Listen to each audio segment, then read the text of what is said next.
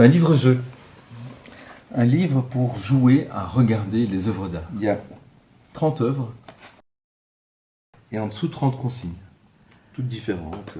Des consignes d'observation, par exemple, fixer l'œuvre pendant 1 minute, ou bien des consignes qui vont développer l'esprit critique, j'aime, j'aime pas. Vous pouvez choisir n'importe quelle œuvre, avec n'importe quelle consigne. Vu qu'il n'y a pas de mauvaise réponse, vous pouvez inventer absolument ce que vous voulez.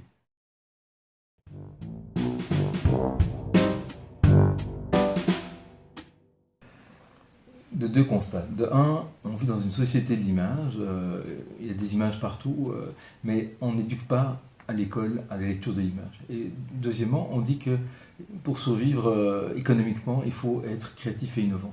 Et on n'éduque pas à la créativité et l'innovation. Donc, ça fait 15 ans que je forme des adultes, moi, aussi bien des enseignants que des gens en entreprise.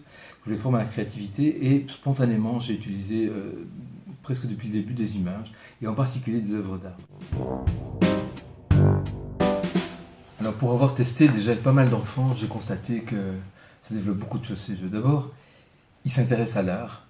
Ils me disent eux-mêmes, ah mais pour moi c'est des vieilles images et je les vois complètement différemment. Et ils prennent le temps de les regarder. Parce que très souvent le regard sur l'art c'est ah j'aime, j'adore, ou bien j'aime pas, mais ça passe très vite. Ou bien je reconnais, ah oui c'est un portrait, ou bien oh, c'est un Picasso, ça. Mais on est purement dans le cognitif. Donc là ils apprennent à regarder en profondeur, à prendre le temps.